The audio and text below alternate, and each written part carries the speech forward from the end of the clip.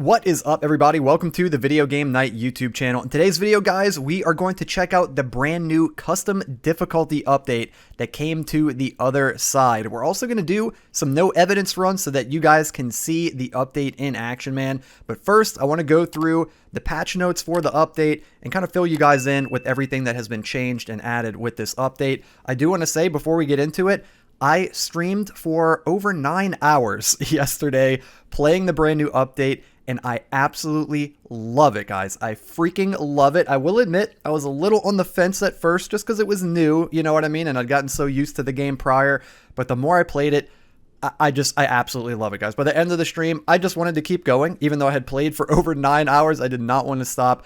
It is incredible. We're going to get into all that, but let's go ahead and check out the patch notes for the custom difficulty setting here in the other side. It says custom difficulty version 0.9.8.0 custom difficulty, head bob reduction setting, and so much more. So it says, hello investigators, version 0.9.8.0 introduces one of the largest gameplay customization updates we've released so far. With the new custom difficulty system, you'll be able to tailor investigations to match your preferred playstyle, whether you're looking for a casual ghost hunt or a brutal challenge that pushes your team to its limits. This update also includes a highly requested head bob reduction option, inventory improvements, contract selection enhancements, gameplay adjustments, and a variety of fixes. So we've got custom difficulty, the custom difficulty system. The new custom difficulty system allows you to customize nearly every aspect of an investigation, adjust ghost behavior, hunt settings, evidence availability, player limitations, rewards, and much more. Reward multipliers will scale based on your selected settings, allowing you to create your own unique challenge. This is what I was honestly most excited about, guys, was the custom settings, and it's amazing. We're going to get into that here soon, but let's finish out the patch notes. We've got false evidence for the identify mode. On higher difficulties, ghosts can now leave behind false evidence. False evidence initially appears as the strongest form of evidence before gradually degrading over time. Examples of that would be, first you might get audio 3, and then it'll turn into audio 2, audio 1, or you might get UV3 that later turns into UV2 and then UV1, or you might get writing 3 that turns into writing 2 or writing 1, so on and so forth. And when investigating, you'll need to decide whether to rule out the ghost using its behaviors or wait for suspicious evidence to degrade before making a final decision. And we've got the evidence breakdown here. On novice, you'll get 3 real evidence and no false evidence. On intermediate, you'll get 3 real evidence and no false evidence, so the same as novice. On expert, though, you'll get 2 real evidence and 1 false evidence. And then on master, you're only going to get 1 real evidence and the other 2 will be false evidence.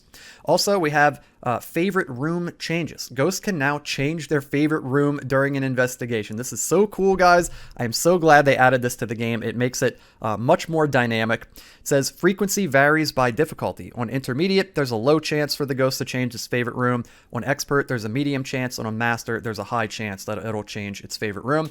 And when this occurs, the previous favorite room will not immediately return to normal temperatures. Instead, it will slowly warm back up over several minutes. So keep monitoring the location carefully. The room you started in may not be the room you finish in. Very, very cool.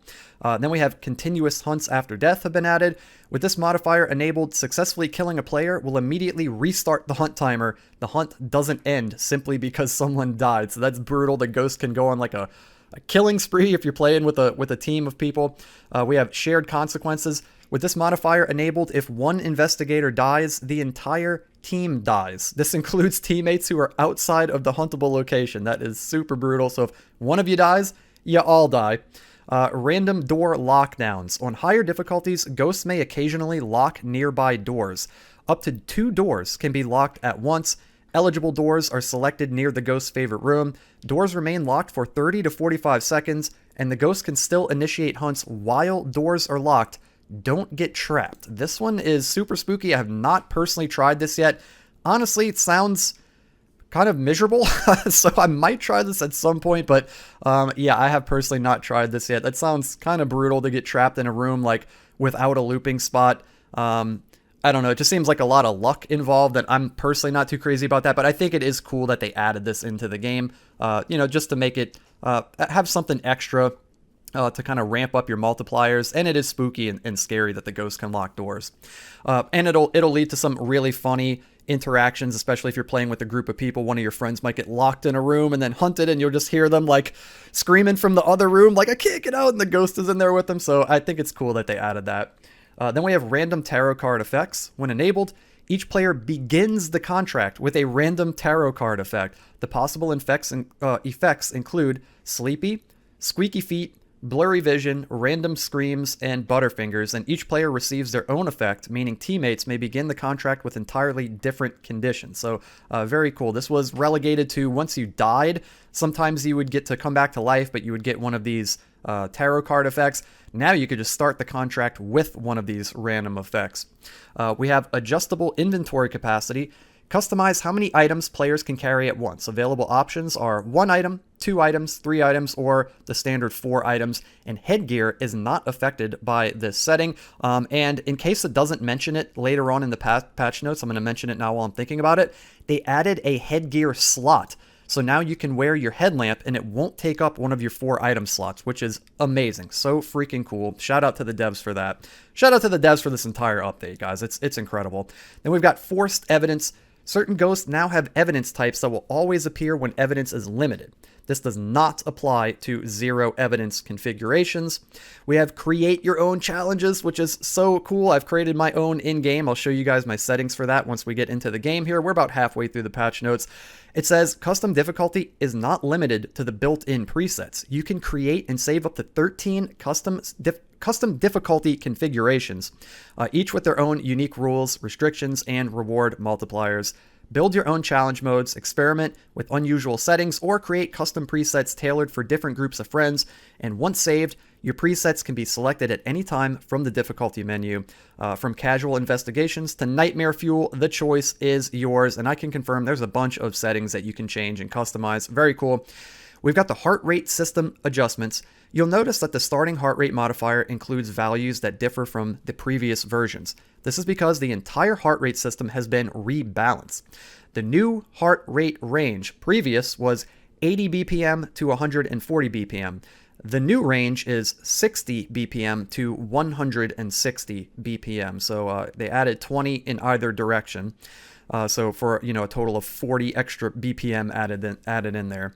New heart rate status tiers. You have normal, anxious, panicked, and distressed. It doesn't list it here. I did see in the Discord that somebody had listed out the ranges. Unfortunately, it's not listed here. I don't remember them off the top of my head. But yeah, when you go from 60 to a certain amount, I can't remember what it was. It was like 60 to 80 or something like that, I think is normal. And then I think it was like 140 to 160 was distressed, something like that. But yeah, you have these 4 different states of normal, anxious, panicked, and distressed based on your current heart rate. And then you have hunt changes. Demons can now hunt when players are anxious. So, again, that's going to depend on the ranges here. I don't remember what they are. And yeah, I really wish that they were listed here so that we could see, but they're not listed here. But just know that demons can now hunt when players are anxious. And we'll learn as we go. The update literally just came out yesterday, so I'm sure we'll all get some more information as time goes on.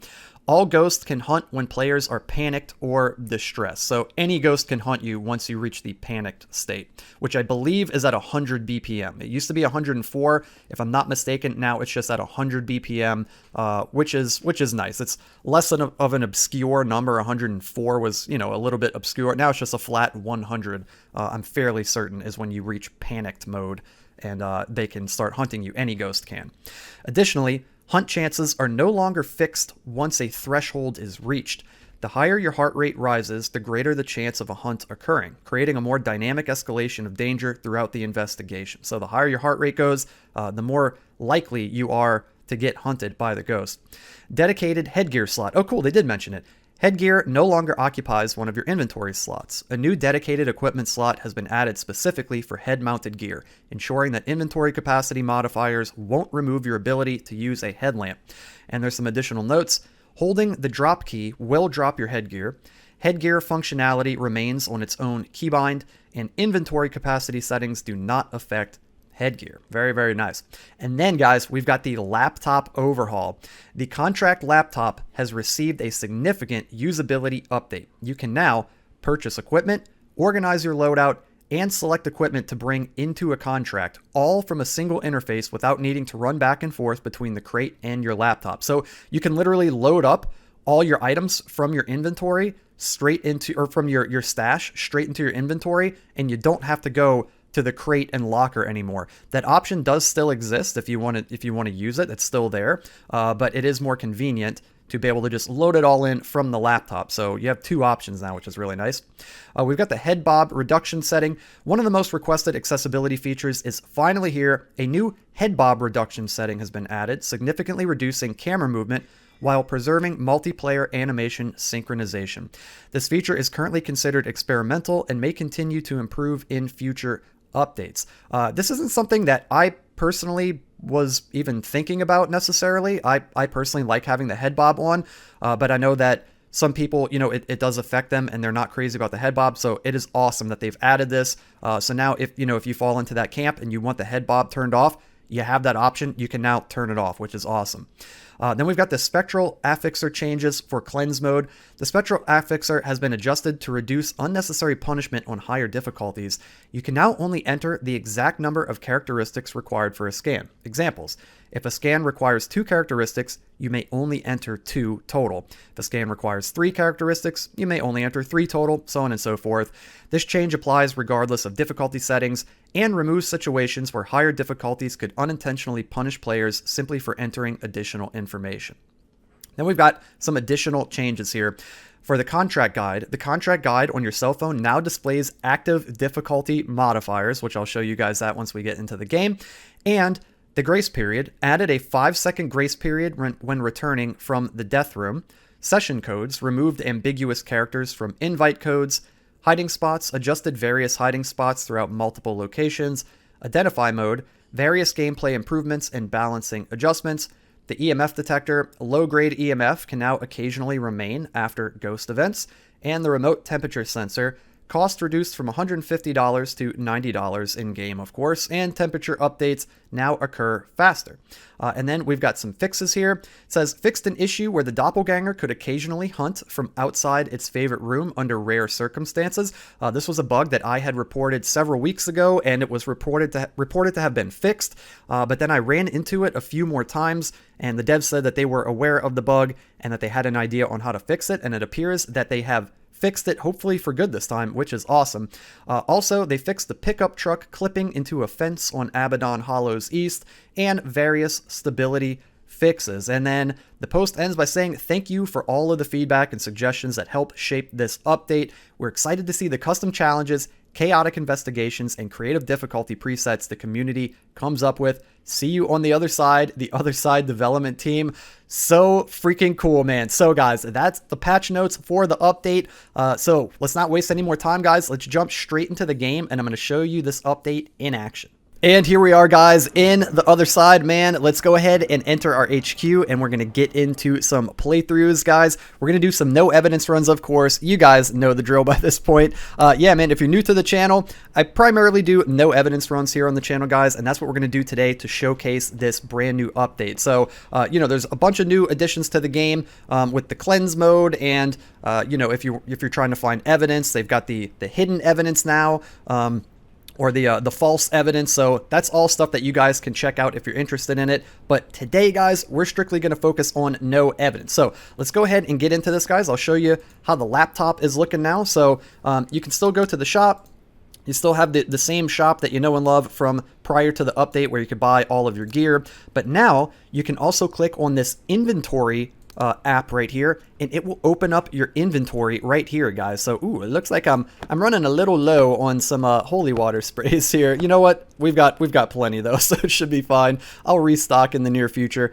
So yeah, point being though, you can load up all of your gear from your personal stash straight over this way by just holding down Control and clicking, just like you would do in your actual stash, and then you can load up all your stuff. Like so, and you're good to go. You don't even need to go to the crate. You can close out this app, then you could head over to the contracts tab and check this out. So this looks very different than what it used to look like prior to the update. So you can click on these little tabs over here on the left. They correlate to these little folders over here. So you've got locations with the little location icon. That's the same as clicking on this folder. You got the contract types. That's the same as clicking on this folder here. It's got the little page with the gear. As you can see, it's got the same symbol there. And then you got the difficulty settings with this sort of little like evil face thing right here. And you've got the same thing over here with this folder. So if you click on this top folder, or if you click on the locations button over here on the left, it'll open up this menu and you can see all of the maps listed right here. For Abaddon Hollows East, it has its own separate folder. So when you click on it, you'll be able to click the full version, Abaddon Hollows East, or the partial version, Abaddon Hollows East Partial. You'll be able to select that from there. There's also a return button, so you could go back to the previous page. Same here if you wanted to go back to this page. So let's go ahead and select our map. I'm going to go ahead and pick Ravenwood. That's kind of like the classic map. We'll go ahead and select that one, but you'll notice too, before we actually pick it, when you hover over these maps, on the right side, it gives you like a little photo of the map. It tells you the name. It tells you a little description. So here we've got 12 Ravenwood Lane. This modern family residence was abandoned during a child's birthday celebration. Explore the property and investigate the paranormal activity reported throughout the home. And then down at the bottom, it tells you the location size, which is medium, and the reward multiplier, which is a 1.1 times multiplier. Now, it's important to note that they have changed the reward multipliers for the maps, and honestly, I think this is a great change. So previously, if my memory serves me correctly, on Ravenwood Lane, you would get a 1 times multiplier. And then if you played on a map like the Summerhill Psychiatric Institution, you would get a 2 times multiplier. So you would make literally twice as much money in XP playing the Summerhill Psychiatric Institution as you would playing on Ravenwood Lane. Now, what this kind of did to some extent is it would kind of incentivize the player to play on the maps that give you higher reward difficulty, higher rewards based on the size of the map. Now, of course, I play the game mainly for the experience of the game, just because it's fun to play, and I like playing on all the maps regardless of, the reward multiplier. But if you were a player that did want to kind of grind the game and, get a lot of money in XP, you were mainly incentivized to play on maps like the Psychiatric Institution because it had a bigger multiplier. Now, while the map does have a higher multiplier, you'll see it's a 1.2 times multiplier. Ravenwood has a 1.1 times multiplier. So you're literally only getting 0.1 times an increase in rewards, which is technically more, but it's fairly negligible. So now you're not necessarily incentivized to play on any one map over another to grind out money in XP. They're all fairly similar. So as you go through them here, we've got Ravenwood, you get a 1.1 times multiplier. Cedar gives you a flat 1 times multiplier. Aspen Heights gives you 1.1. Stone Manor Plantation gives you 1.2, where it used to give you 1.75. It was a lot. You got the Summerhill Psychiatric Institution, gives you 1.2. The Orphanage, 1.2. Abaddon Hollows West gives you 1.1. And then if we check out Abaddon Hollows East, the full version of the map gives you 1.3. So that's technically the highest reward multiplier you can get, but this is an extra large map as shown by the location size. And then you've got Abaddon Hollows East Partial that gives you a 1.2 times multiplier. So I think this is a fantastic change. You're not going to get double the amount of rewards for playing on the Psychiatric Institution and feel like, well, it's pointless to play on the other maps if I want to grind out money in XP. Now they're all fairly comparable, and you can play on all the maps and feel like you're getting, a fairly similar amount of money in XP. So fantastic change right there. I think that is awesome. So let's go ahead and select Ravenwood Lane. And then we're going to go ahead and click on the contract types. You can either click this folder here, or you can click contract types up this way. And there are currently the two contract types in the game, Identify and Cleanse. There was a third one that they were kind of teasing it, prior to the update. It was called Survive the Night, I believe is what it was called, and it said that it was coming soon. They've just gone ahead and removed the preview for that for now. I assume once they, finish working on that game mode and they're ready to implement it into the game, it will most likely make its way into this contract types folder right here that we're in. So we're going to be playing on Identify, of course, and then last but not least, probably the most exciting part of this is the settings over here, the difficulty settings. So the game is going to come with these presets: Novice, Intermediate, Expert, and Master. Those are the 4 difficulties that we had prior to the update. But now there are 3 new ones: Forensic Lockdown, Streamer Bait, and Masochist. And you'll see there's a no evidence one right here. This is my own custom preset that I made and named no evidence. You can click on this plus sign right here and it'll pull up a little menu that says create new difficulty. You can enter the name of it. We'll just call it Game Nights difficulty.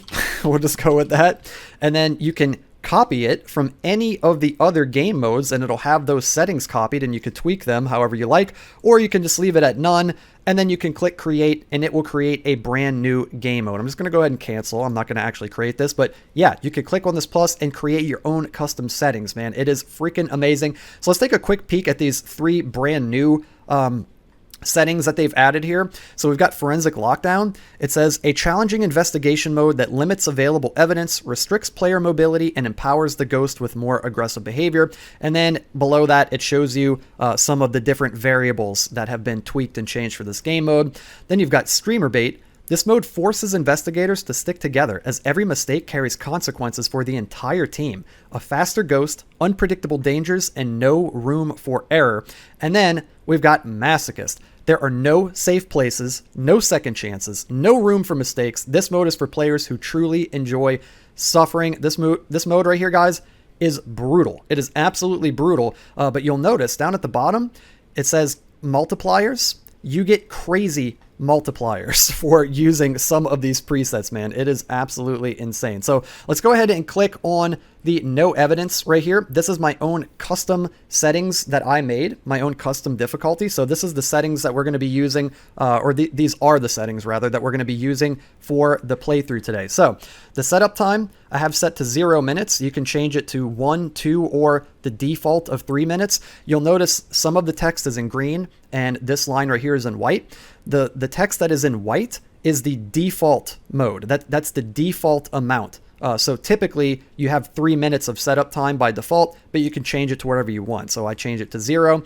Hiding spot amount, normally you'll have 100%. All of the hiding spots will be available, but you can change it to 75, 50, or 0. I put it to 0. So we're going to have no hiding spots. You'll also notice too, look at the identify solo multiplier down here. It says 6.2. If I were to change the hiding spot amount from 0 to 100, it goes to 6.05. So we lost some multiplier here. So if I put it back to 0, we go up to a 6.2 times multiplier. So you can adjust what your multiplier for your money and XP rewards are going to be at the end of a completed contract by changing all of these different settings. It is amazing. So if you have easier settings, typically your reward multiplier is going to be a bit lower, but as you increase difficulty by changing some of these settings, your reward multiplier is going to go up, which is awesome. Then you've got the random hanged man effect. Players will start the contract with a random hanged man effect. This is essentially the tarot card. So it might make you sleepy. It might give you, squeaky feet or make you scream. So I have that disabled. I think that that's a fun, whimsical thing to do, especially if you're playing with other players. But when I'm playing solo and I just want to, get in there and like really get in the zone and focus and figure out what the ghost type is with no evidence, I don't want to be periodically falling asleep and having my shoes squeaking and stuff like that personally. So I leave that disabled. It's disabled by default, but you can enable it if you'd like. And then we've got and that was for contract. That was the contract settings. Then we've got the ghost settings. We've got the event frequency. I have it left to high. This is how often the ghost will perform events like shadow events or manifest events. And especially when you're playing no evidence, I want this to be on high. I want the games to be snappy and go by, fairly quickly. I don't want to be standing around for too long waiting for the ghost to do things. So I just leave this on high, but you can change it to medium or low. Changes favorite room by default. That is off. The ghost used to not change its favorite room, but they've implemented a feature where the ghost can change its favorite room. So you can change how often the ghost changes favorite rooms by adjusting this setting here. And I put it to high. So this means that whenever I'm playing, the ghost is going to be changing rooms fairly frequently. It's going to have a high chance to change rooms, which honestly makes the game very, very interesting. I really like this. Very, very fun to play with this on. Then we've got chance to trip breaker, 100%. This was something that personally I've been a bit vocal in my streams about not being a fan of. I don't like that the breaker trips after all of the hunts. So there is an option to change it. You can put it to 0% so that the breaker never trips. You can put it to 25%, 50%, or 100%. Considering if you go down to 0, you'll see we've got a 6.2 multiplier on 100. If I put this on 0, we go down to 5.3. We lose 0.9 times multiplier. So honestly, I'd rather the multiplier be higher, so I just leave it on 100.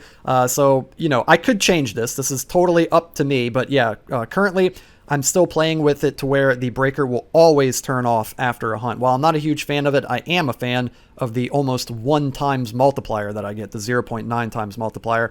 And if I ever wanted to, I could always go and change it to 0. Then we've got the hunt start grace period. This one I do want to comment on. So it says how long the ghost takes to begin hunting players in a hunt. Normally it's 5 seconds. So whenever the ghost spawns to hunt you, there is a 5-second grace period before the ghost can actually physically kill the player in the game. You can change this to 4 seconds, 2 seconds, or 0 seconds. I tried it on 0 seconds, and it is truly 0 seconds. You will get absolutely no warning at all whatsoever that the hunt is about to start. There's no visual or audio cue that the hunt is about to start. You'll just be standing there, and then all of a sudden, the death animation is playing, and you're dead.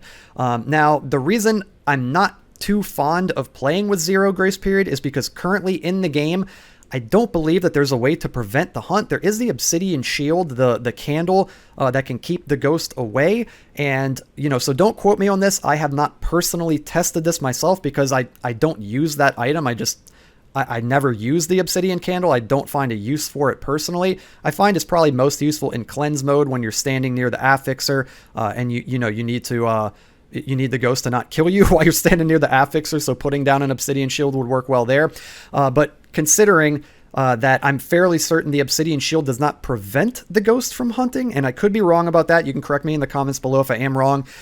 Having the hunt grace period set to 0 means it's basically just up to RNG and total random luck if the ghost is going to roam to you and spawn on you and instantly kill you. And in my experience with the little time that I played with it on 0 second grace period, it wasn't fun. It was just frustrating, and I felt like there was nothing I can do about it, and it was just up to random dumb luck whether or not the ghost was going to spawn right on top of me and instantly kill me. So I set it to the lowest I could, other than 0. So I set it to 2 seconds. So now you at least get somewhat of like a little audio cue of when the ghost is going to spawn, and it's still super dangerous. It's only 2 seconds. The ghost can still kill you right after those 2 seconds, but it at least gives the player a little bit of a heads up and lets you get away from danger. And rather than the ghost just instantly killing you and having no way to prevent it. So totally up to you what you want to set it on, but you can set it on 0, 2, 4, or 5.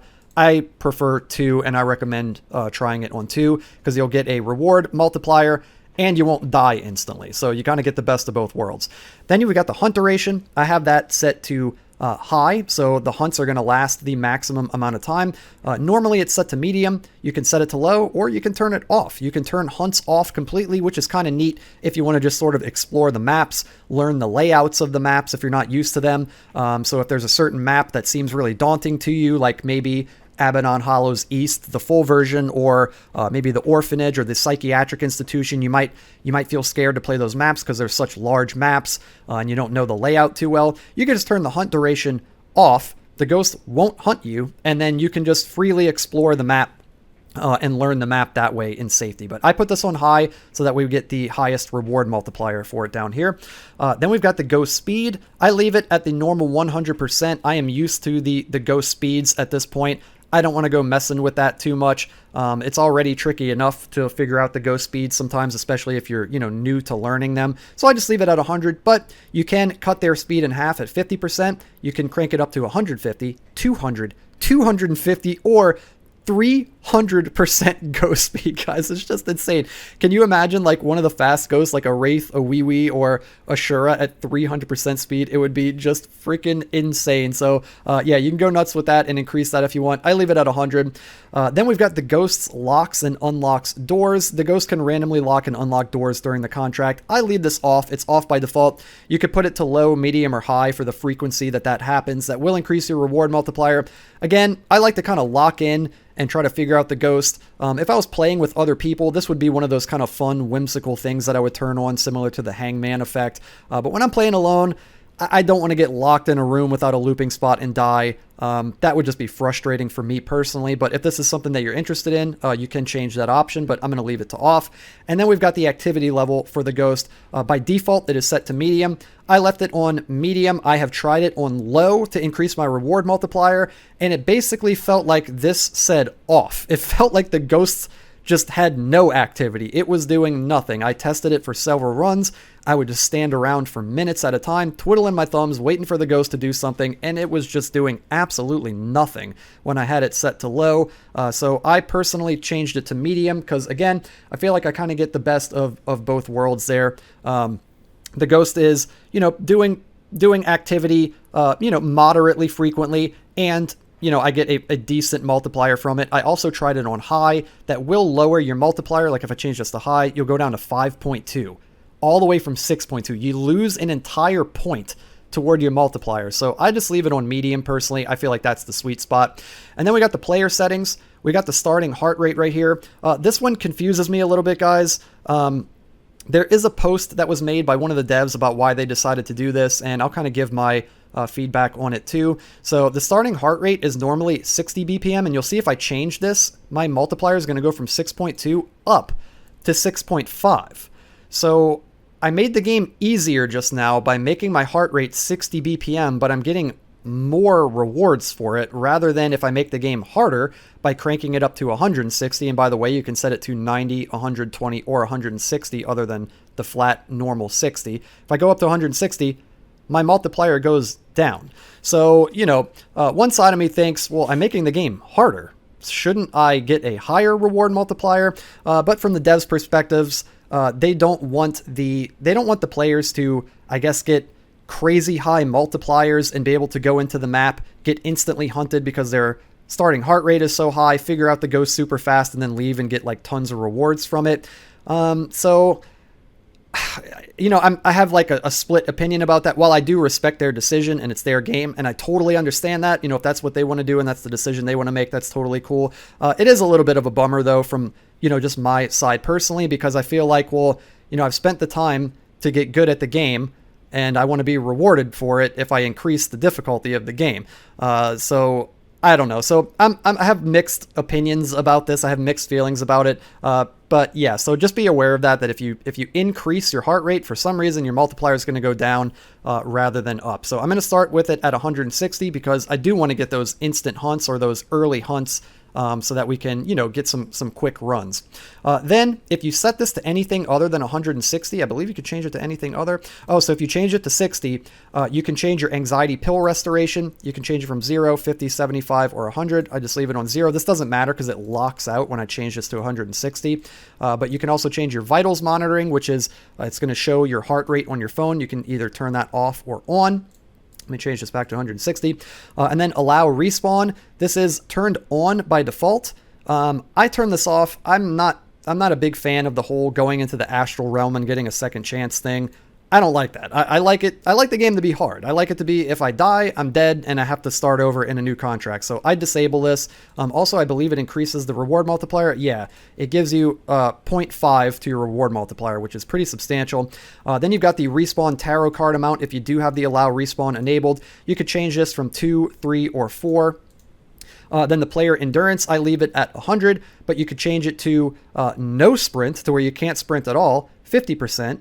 100, you could leave it at 100, you could change it to 150, or you could put it on infinite, to where you have infinite sprint, which sounds insane. Then we've got player inventory capacity. You can change it from 1, 2, 3, or leave it on the default of 4. I leave it on the default of 4.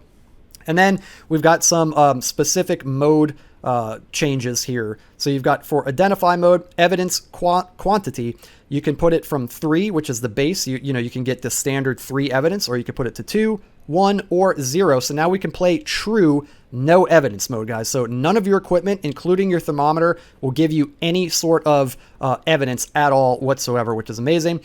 You have your false evidence quantity. So if, say, we put this on 3, we could change this to 0 false evidence, 1 false evidence, or 2 false evidence right there. Very nice. And then for cleanse mode, you've got your scan characteristics required. You could leave this at the default of 2. You could change it to 1, 3, 4, 5, or 6. You've got show scan fail reason. You can have that enabled or disabled. Your scan duration, you can leave it at the base 15 seconds, or you can change it up to 22 or 30 seconds.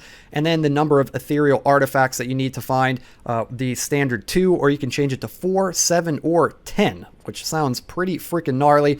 And then finally, guys, we got some multiplayer settings down here. Continuous hunt after kill, it's disabled by default, but you can enable that so that way the ghost can continue hunting after it kills someone, as mentioned in the patch notes. And then finally, shared consequences will start disabled, but you can also enable that. And that says if one player on your team dies, every player dies, and everyone will have a chance to return from the astral realm if applicable. So that's all the settings, guys. These are the settings that I'm currently using for the contract that we're going to play here. So I'm going to go ahead and return back this way. And now we're actually going to do a run. After all that, I wanted to go in detail and really show you guys all of the settings that you can change here. So let's go ahead and do a run on Ravenwood Lane. Okay, there we go. We've got no evidence confirmed right here. Let's go ahead and jump in the truck, guys, and let's do this. I just did a run. The video probably cut just then. I just did a run and accidentally left it set to novice. I was like, why is nothing happening? Like the ghost wasn't hunting. So yeah, I probably just went ahead and cut the video right there. So let's go ahead and jump into the run for real this time. All right, here we go, guys. Let's go ahead and get our stuff here. We'll go ahead and grab our stuff. But yeah, man, I will say what I'm absolutely loving about the update now is that you don't stand around and wait anymore, guys. There was like this waiting period before where you would find the ghost room relatively quickly, you'd get your stuff set up, and then you'd kind of just stand around and wait for the ghost to hunt.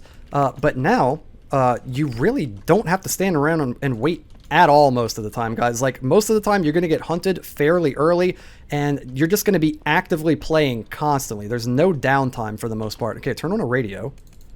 No phantom, no echo. Wait, did I hear a radio? Am I hearing things? Ooh, I might be hearing things. I could have sworn I just heard a radio, but I have my headphones hanging halfway out my ears. So I might just be hearing stuff. Okay, I don't know. I thought I heard a radio. I'll know whenever I go back to edit the video. Let's go ahead and try to snoop around for the ghost room here. Okay, nothing. Ooh. Shadow ghost. Nice, we got the ghost photo. Nothing so far. Yeah, it's getting cold in here. Guys, I could have sworn I heard the radio. I could have sworn I heard the radio. I probably did. I should have had my headphones all the way in. Ooh, okay, the ghost is hunting. The ghost is hunting. Guys, we're 1 minute into the contract and the ghost is hunting. This is what I'm talking about. Let's go ahead and pull the ghost to us. And fingers crossed we get lucky and get like a wraith or something. Okay, it's not a wraith. We can see its feet. Let's go ahead and loop him. Wait, is it an Iblis? Did he just shapeshift?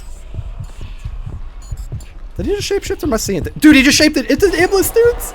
It's an Iblis. Guys, this is what I'm talking about, dudes. We're not even 2 minutes into the contract. We already got hunted and we know what the ghost is. It's freaking incredible, guys. It is amazing. We're just going to go ahead and loop this dude. Wait for the hunt to end. I do have on a long hunt duration. I'm going to spray him, and then I'm going to run into the back of the house. Let's just go hang out back here, guys. You'll notice, too, on the right side of the screen, we've got the head slot so that you can put your headlamp on. And it's got its own dedicated slot. Nice. So we know it's an Iblis. Ooh, is he coming back here? Brother, are you serious? This guy's got to be kidding me. Okay, let's get out of here, dudes. Ooh, hopefully he doesn't come around that way. Let's run back to the front. Sounds like he's following us. But isn't this incredible, guys? We got hunted at a minute into the contract. He doesn't even see me, I don't think. Oh, he sees me now. We got hunted at a minute into the contract. Instantly know what the ghost is. We can peace out. Let's freaking go, guys. Let's freaking go. Go ahead and open the door. Head to the truck. And we could peace out under 3 minutes.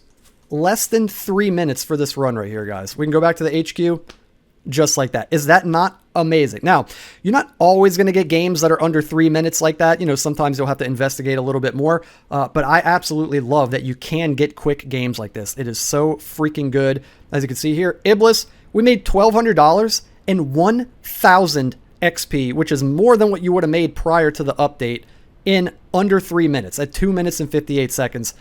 Absolutely incredible. Also, if you get a perfect game by getting all the secondary tasks, I'm fairly certain you get a bonus 100 experience points. I think it's experience. It could be money, but I'm fairly certain it's XP. So you're incentivized even more now to try to go for a perfect game and get all of the secondary tasks if you'd like. I didn't do that this time. I just wanted to get a quick game and get out to show you guys. But yeah, you can go for the perfect games now too and get bonus XP. So there it is, dudes. There was a run in the brand new update right there, guys. It is amazing. I highly, highly, highly recommend that you guys go check out the new update, dude. It is so freaking good. I'm absolutely loving it, and I am going to be playing the heck out of it, dude. I'm going to be streaming it a lot, so be sure to hit that bell down below So that way you could be notified whenever I go live, and you could check out the streams. I'm going to be uploading no evidence videos, so be on the lookout for that as well, dudes. I'm excited. If you can't tell, guys, I'm really, really excited. It is so good. Shout out to the devs, man. This game is incredible, and it's just getting better and better. Amazing stuff, guys. So there it is, dudes. There is the custom settings update for the other side. I hope you guys enjoyed the video, man. If you did, hit the thumbs up like button down below. Hit the subscribe button if you're brand new, and click on the bell so you can never miss an upload or a live stream. And I will be back in the near future with more content right here from the brand new update, guys, in the other side. So thank you guys so much for watching, and until the next one, guys, have a good one, and I'll see you guys in the next video.